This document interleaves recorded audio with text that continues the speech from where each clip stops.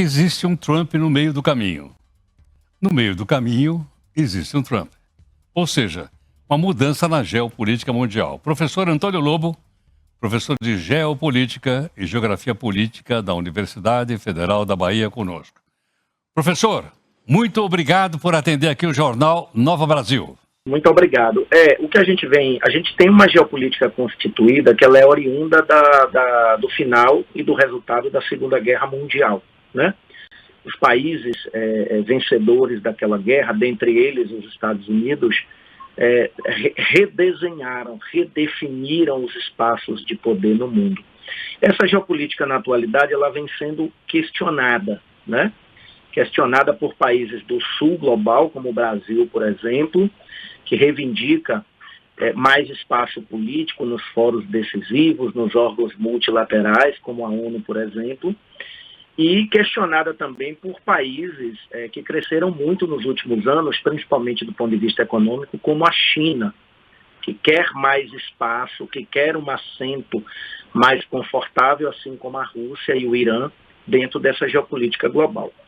Então a gente já tem esses tensionamentos que estão pairando no ar há algum tempo. E agora, com a volta do Donald Trump ao poder, não é?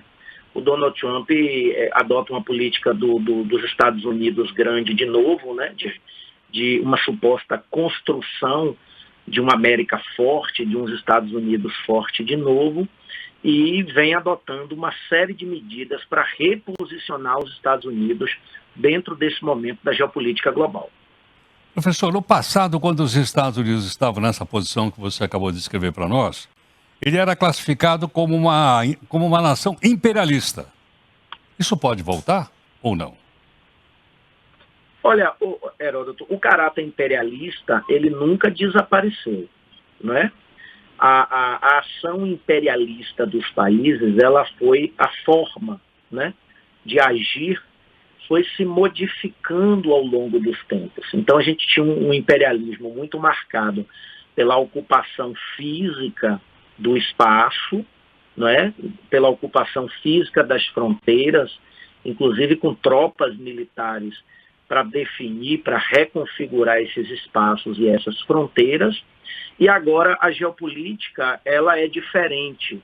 As formas de dominação, ela é diferente. Ela se manifesta muito mais pela dominação econômica.